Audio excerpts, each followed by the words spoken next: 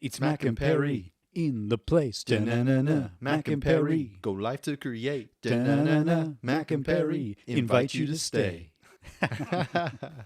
Welcome to Windy City's finest on location with Mac and Perry. I'm Mac, he's Perry, and this is Lora with Creative Freedom Art Hub. Yeah, so Laura, thanks so much for joining us. I'm really excited to learn about creative freedom and about why you have this business and all the things you do here. It's a really, really cool place. But just to kind of get us warmed up, get to know each other, we have a couple of games that we like to play with people, and it'll be fun. So pick one out of the hat. Oh. Stick or automatic? You answer first. What do you drive? Depends on what I'm driving. Okay. It's my car, yeah. automatic. Okay. If it's the motorcycle, stick. Oh, you got a motorcycle. Yeah.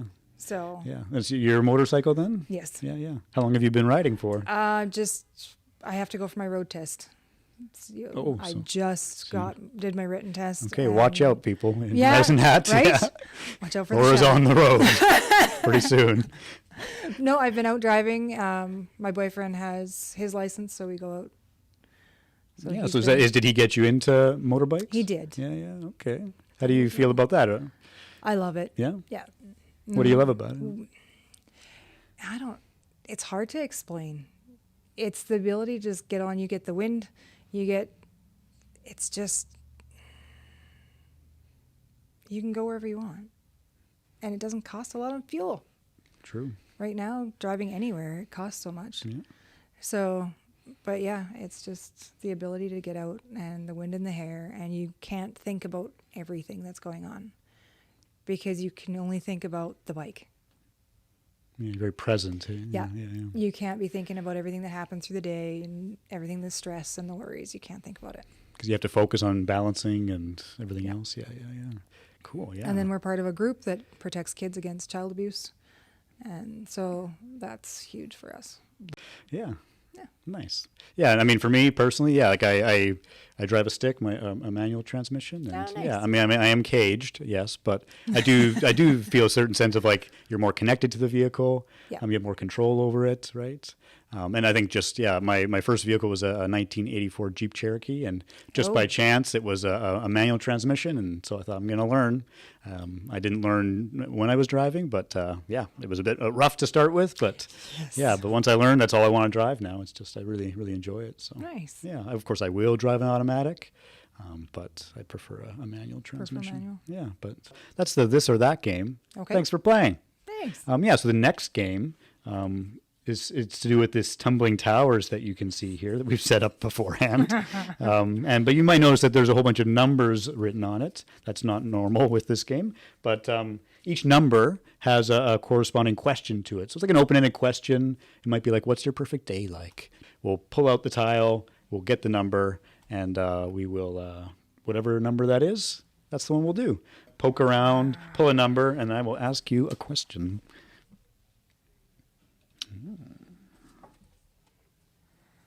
What is that? 35? 35. What other language would you like to speak? German. Oh, and why is that? My family is all German, Russian. Okay. So I'd love to be able to learn the language that my grandmother spoke. Mm-hmm. Yeah. Nice. Have you been to Germany? No, No? I'd love to go. Okay. Yeah. Yeah, I'm sure they have lots of the good motorbiking in Europe, so you could like get a Well, they motorbike. might, Yeah, yeah. that'd be fun. Yeah. Yeah, nice. I like it. Good. I want to go see my family's homestead from when they lived over in Germany. Mm-hmm. So, And do you have any family there still, or no? Yeah, no, they're they all immigrated here. Sure. Yeah. But no, that's great. Yeah, that would be a great language to learn.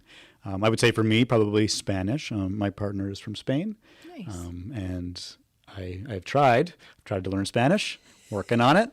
But if I could speak it fluently, it'd be great. Her parents were here for the first time in Canada over the summer. Oh, nice. Yeah, so we took them to Canmore and Banff and all over else in the mountains. We like going to the mountains, so but they don't speak any English. So I think I would like to learn Spanish, I think.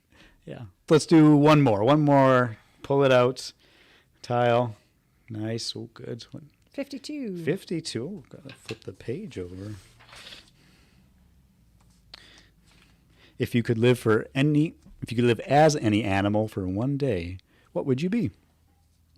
Oh, Would you fly? Would you swim? I'd probably fly.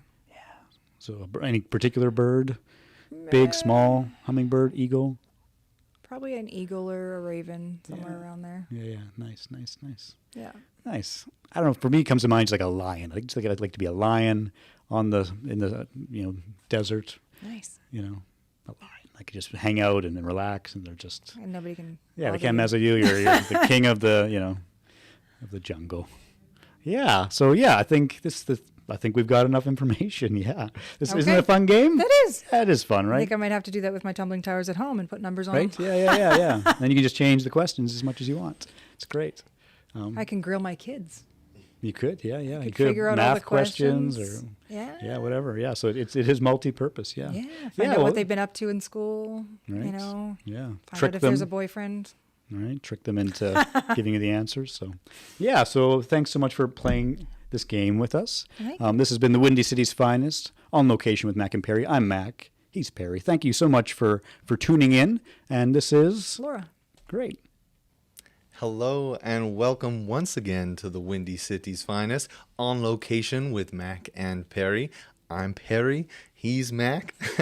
And this is Lora with Creative Freedom. And thank you so much for taking the time to meet with us. And yeah, I'm super excited to dive into this segment with you, where we're really just diving into the organization that you started here and what it is you do. And I think that's as good a place as any to start. What is Creative Freedom? What does Creative Freedom do? Well, what it does, I do mostly ceramics, so pick and paint. But I also provide a place for artists to come and hold classes, to be able to do things and provide opportunities for the public to come in and learn something new, to be themselves and do something that they don't always get to do. Yeah, I love that. And what I'm hearing is definitely this idea of like holding space for people, which I really appreciate. And I think that as an artist myself, I find myself often doing that.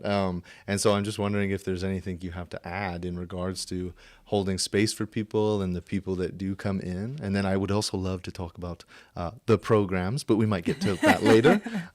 But this is what's captivating me right now, that idea of holding space for people and what it means for you to create that space, to hold space for people. Yeah. I think creativity is important in our lives.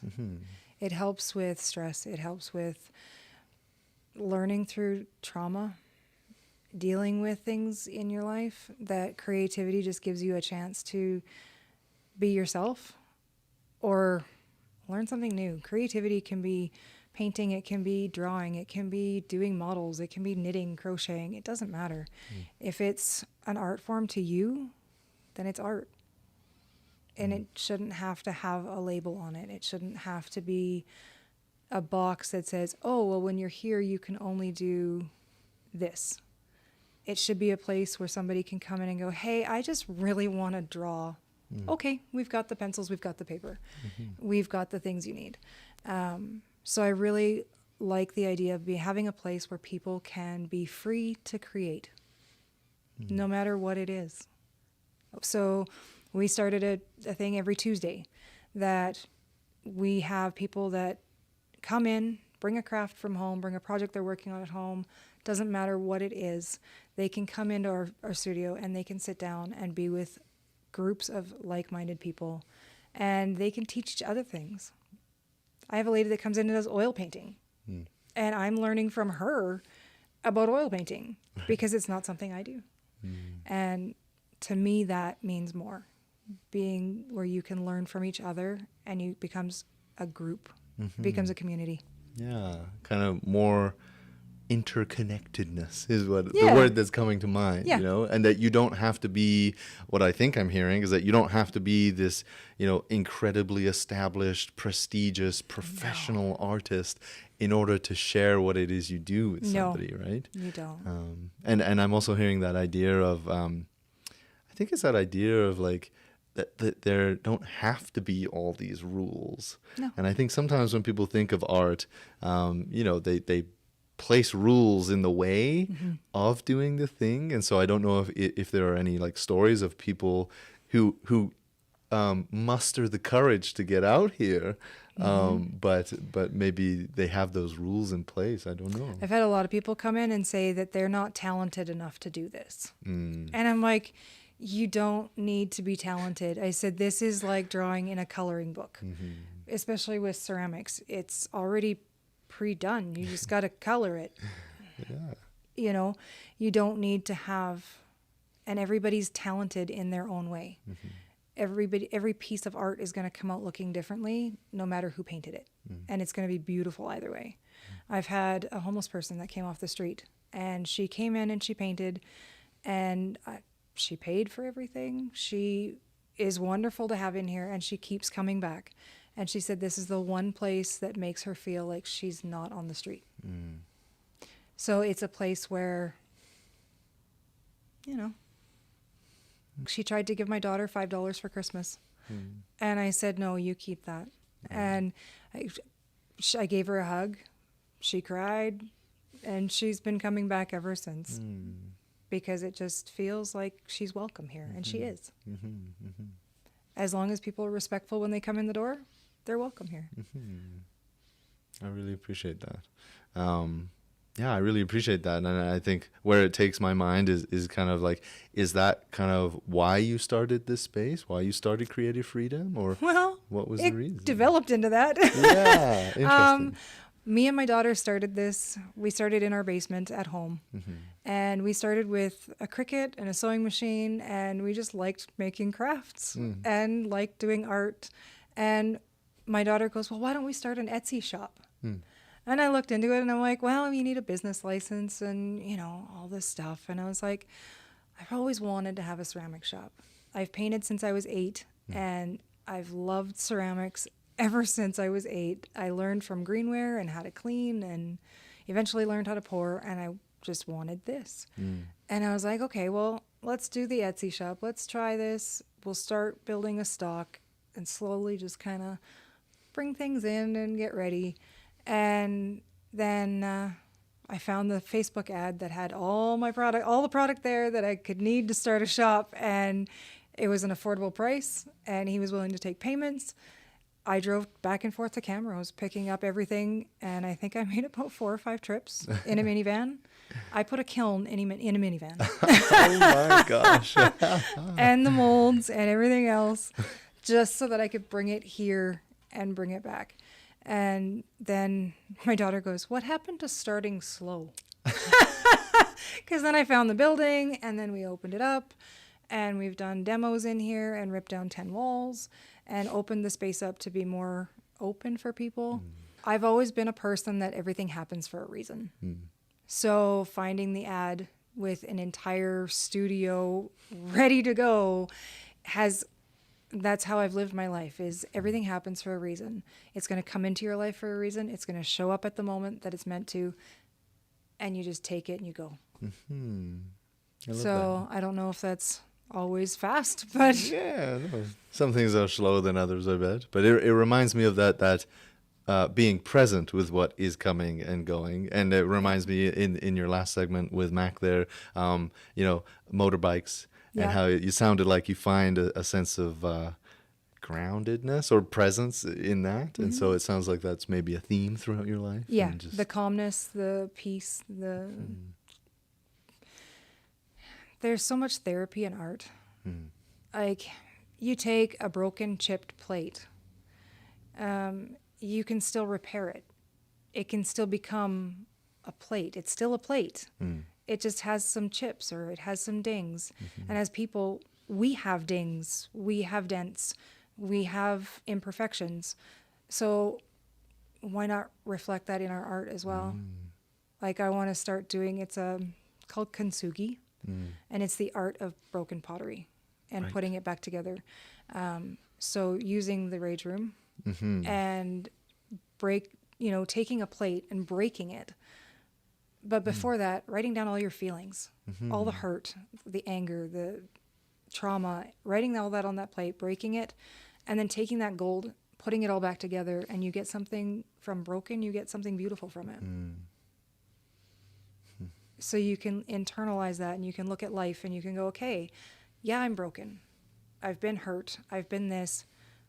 but I can still be whole. Mm. I can still be the person I am, learning from the traumas and the hurt. Mm-hmm. I did not go to school for art. Mm-hmm. I didn't. I took art in school, in high school, Right. and I like to do it, but I'm not a professional at it. Mm. But you don't need to be. Don't need to be. You just need to enjoy it. Circling back around to kind of some of the services that you offer here. And one of the phrases I remember hearing and reading was the pick and paint. Yes. And so, yeah, is there anything you want to add about that? Well, in my eyes, it's kind of self-explanatory, but I guess a lot of people don't understand what pick and paint Right. is. And really, it's picking a piece off the shelf and sitting down and painting it. Mm-hmm. That's kind of in a nutshell. I get a lot of people that ask if I do classes. So we're starting to put more classes together for it. But a lot of it is just drop-in. So people can come in, just pick a piece off the shelf. They can sit down and paint. And I'm here to guide them and instruct them through it every step of the way. Mm-hmm. Even though it's just a drop-in and they're like, hey, I'm here. I'm like, okay. Mm-hmm. And so I guide them through with what kind of paint they want to use, whether it be glaze or acrylic, how many coats they need, what they need to do to the piece to prep it. And I kind of go through all the basics of what they need to do to make their piece look the way they want it to come out to look. And I do that with them one-on-one, no extra cost. Yeah. That's just me. Yeah, that's just you. I just help them. They want their piece to look like that koi bowl. My daughter did that one, and she's like, she didn't know how to do it. How do you get the koi fish? Right. And it's simple. Hmm. You can put transfer paper. Some So- of the tricks of the trade. I Tricks of the see. trade. Yeah, you can use transfer paper or carbon paper. Mm. You can even just use, you can print out an image off the printer, and you just lay it over top of the glaze and draw over it with a pencil, and it puts the image on for you. Interesting. I love that. Yeah. Very cool. And another one that I remember reading was The Rage Room, Yes. which we may very well get to see later. I believe Mac is very excited. Yeah, again, I love it. Pick and paint seems fairly straightforward. Rage Room seems fairly straightforward, but for the sake of, posterity. It is, a lot of people ask, so mine is a pottery rage room. There are no weapons included. Your weapons are your hands. That's what you get. But yeah, you get to go and smash your pottery. So we've got packages that go from just being a quick rage to being a little bit more in depth, where you get a milk crate full of pieces and you can just go smash your hearts out. You can even bring in your own pieces. So you can, I think it's $15, and you can bring in a milk crate full of pieces from home. It cannot be glass. It has to be ceramic or pottery. It can be ornaments as long as it's ceramic or pottery. And they can bring it in from home and they can smash it downstairs. So it gives people an outlet. We've had people ask for divorce parties. Because it's like you get a divorce and you've got all this dinnerware left, or you've got these plates left and you don't want them. Well, but you're going through a divorce and it's a crappy situation. So, hey, you want to get some anger out?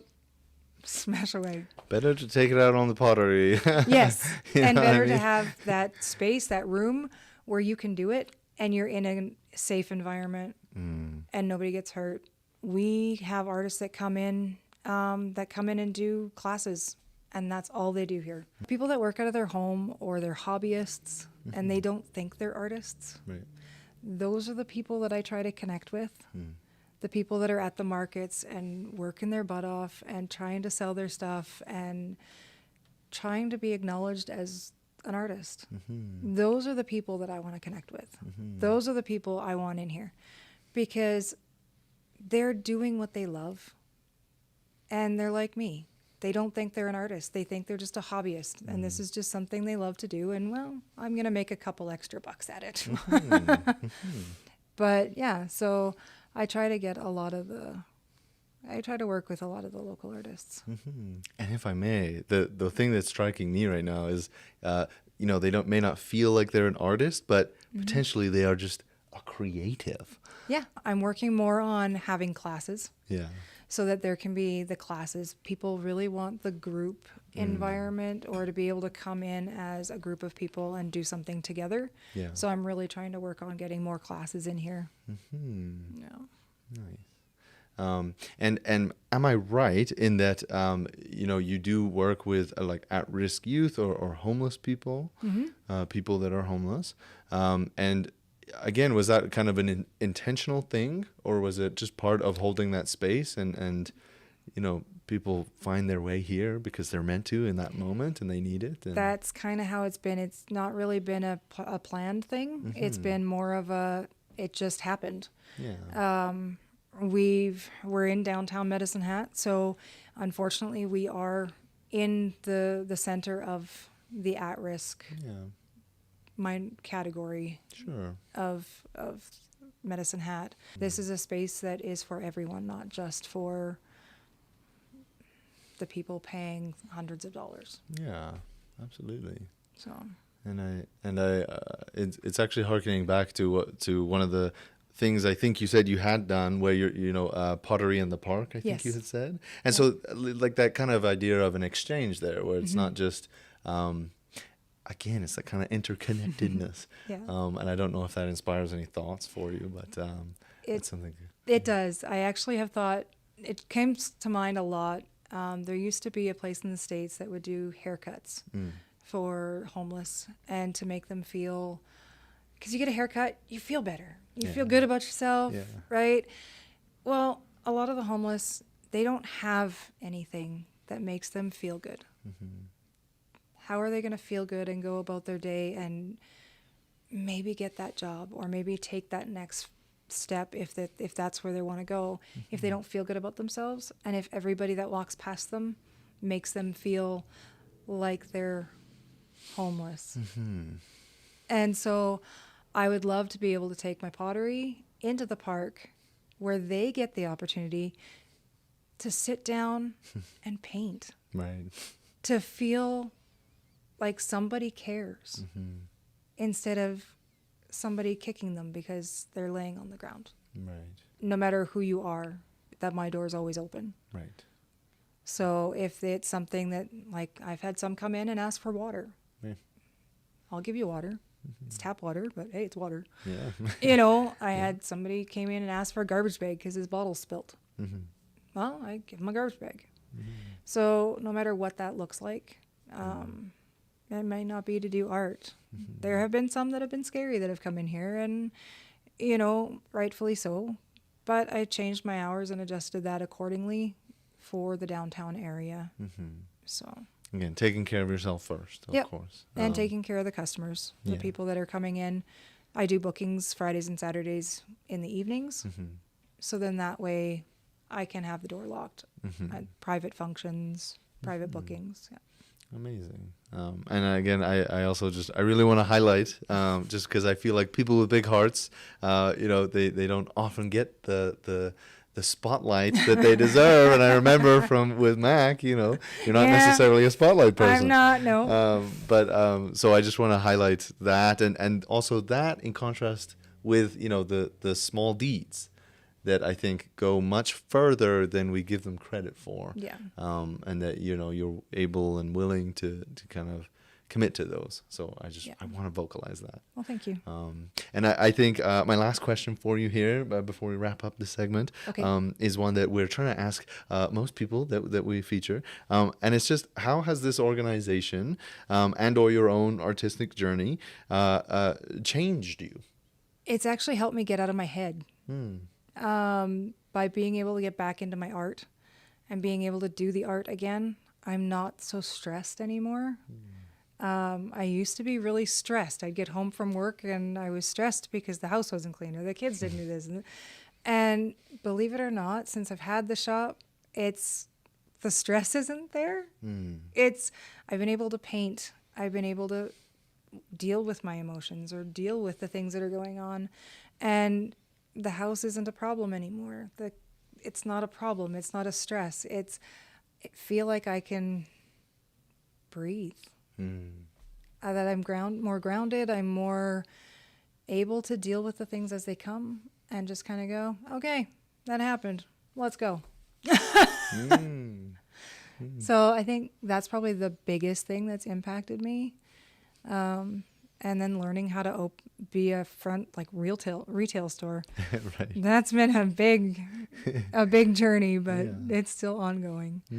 Well, I really appreciate your insight there. And I think that if anybody out there could do with anything, I think breath is our best friend. Oh, yes. And so hearing that, and it also harkens back to, what you're talking about like kind of the therapeutic nature of art and how that sounds like it has, allowed you to change and breathe more and feel a bit more grounded. So I really appreciate that. Thank you so much for tuning in, everybody. This has been the Windy City's Finest On Location with Mac and Perry.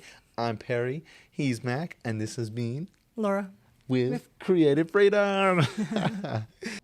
Welcome to Windy City's Finest On Location with Mac and Perry. I'm Mac, he's Perry, and this is Lora.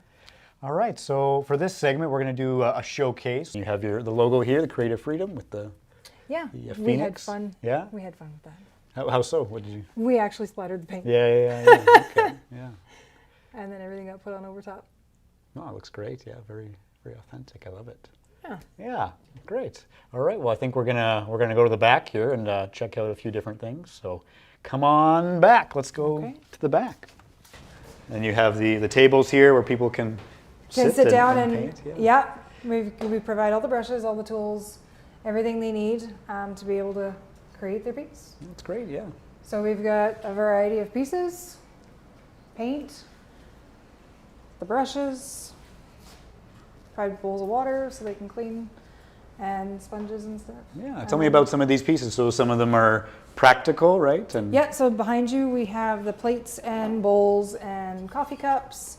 So that's more of your functional pieces. There's candle holders, there's vases, there's plant holders, there's, what do you call it now? you can watering cans, There yes. you go. Wanted to You say can actually use it teapot. as a watering can? Yeah. Yeah. Oh, okay. Everything would be functional. food safe. If you're painting a plate or a bowl, it's all food safe. Oh, great. Yeah. Do you have So- maybe a favorite if you had to pick from some of these that you really love to? Not paint? out here Okay. in my greenware. Yes. Okay, all right. I'm actually working on a cup on the table over there with the orchids. Nice. And so how long would people be here sitting and painting? Is it? Roughly about 2 hours. Okay, yeah. Takes about 2 hours to get from kind of start to finish. Some people take a little bit longer. So I have a shelf right there that's called my work in progress shelf. Okay. And anybody that's not finished a piece and they need to go home or I've had people come in on their lunch break Sure. and they'll come over and paint and they're like, I didn't get done. No, it goes on the shelf. Next time they come back, they grab their piece off the shelf, Perfect. Yeah, continue painting. Yeah. It's 3 coats to get a solid coverage. Okay. 1 coat if you want more of a watercolor look. But yeah, they all have kind of either textiles or the plates that show what the colors look like out of the bottle. Sure. We have some, a lot of the paints will oxidize in the kiln, so they'll change color. Oh, yes. So we have one that is this color, Okay. and it's actually green when it comes out of the. Oh, looks like almost copper kind of Yeah. red, yeah. So yeah, tell me about what's going on here. Well, so that coffee mug that you picked up, that is this mold. So it is actually a plaster mold that I would pour liquid slip into. So it's not clay like potters use on a wheel, it's liquid. So what I would do is I would close this up and I would use these bands Okay. to band it all shut so that it can't open. And then once it's all banded, once it's all banded and sealed, I would pour the liquid slip in here. Okay. And then it would sit for about a half hour. It's going to sink a bit. I'd top it up and keep doing that until it's not sinking, and it's about 1/4 of an inch thick. Okay. So you'll see on the walls, it'll get about 1/4 of an inch thick, or the thickness of 1/4. Then it's ready to dump all that slip back out. Okay. So then we dump all the slip back out, and it really goes a long way. So I can, probably a gallon of slip, I can pour about 30 coffee cups. Okay. So it goes a long way. I can get a lot poured. This mold alone makes 2 Yeah. instead of this one that just makes 1. What is that? That's a ball candle. Oh, okay. So not quite sure exactly. Some of the molds I look at and I'm going, Yeah. but you can modify them in this stage. So when they come out of here, they're still leather hard. So they're still a dark brown color. And then when they dry, they go to this. Okay. So these here, this would be a salt shaker. And I would clean this seam off. Okay. With just like sandpaper or? You can use sandpaper. Maybe this brush here. These nail file type. Okay. And then I would also use these guys. So these Okay. are typically what I would use to get this seam off. And you literally just scratch it off. Great. And then these spots underneath the handles, I like these guys because I can literally go in and I can smooth out those spots so that the seam's gone. Same within here, you can use the little brushes. This is like meditation for me. Yeah. I can sit down with greenware and clean seams and I zone out because I just get into it and I'm done. This is This, okay. So yeah, so tell me about this. This is where the magic happens. This is where the magic happens. So when I put the greenware pieces in here, which I have some in here, so this is a greenware piece, terracotta clay. But I would load it into the kiln. Anything that's greenware doesn't need to be stilted. Anything that's been glazed, I have to use those stilts over there and put them underneath the piece. It's this thing? The ones right behind you with the metal prongs. Oh, okay. Oh, these things, I see. Yeah. Okay. So anything that gets glazed, I have to put those underneath and then put those in. And then you can only put so much, and then you have to add a shelf, and then you have to add the posts to make the height of your pieces. Because anything that's glazed, if it touches the shelf, if it touches the side of the kiln, it'll stick to it. Oh, okay. And what are these little holes for? Those are your peepholes. So sometimes when the kiln's running and you need to check on your pieces, you can actually take the peephole out, the plug out, and look right through the peephole to see how your pieces are doing. Great. If something's melted, A little too late. blown up. Yeah, see? Yeah, a little too late by that point, but Yeah. yeah. And then usually I'll take those out when the kiln's done and help it vent so it cools off a little bit quicker. Great. And this, you hauled this in a minivan, A yeah? Dodge Caravan. Looks heavy. Yep. All right. Our last stop in our journey here is to the smash room, Yes. which I'm very excited about. We're gonna smash some stuff. Let's go. Gonna smash a couple plates. Okay. Got these lovely bowls here and some plates, and there's this dragon thing that some child made, I'm sure. So that Lora made, great. I'm gonna smash this. That was my test dummy. So I have the mold for that. Okay. And I carved all the scales out because I was going to turn it into a lamp. And then I tested out some glaze colors on it and I didn't like it. So now it's going down here. Great. I'm so happy that it is. I think that's enough things. Maybe one more thing. It's the repurpose room.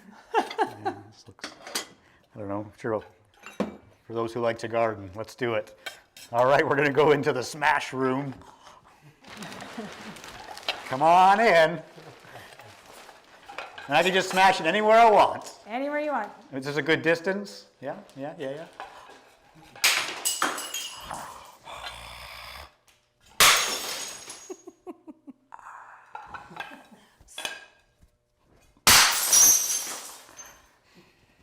That's amazing!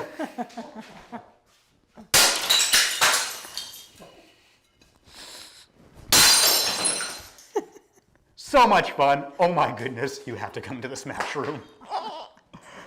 Well, this has been the Windy City's finest on location with Mac and Perry. I'm Mac, he's Perry, and this is Lora. Thanks so much for tuning in. It's Mac and Perry. in the place. Da-na-na-na, Mac and Perry. Go live to create. Da-na-na-na, Mac and Perry invite you to stay.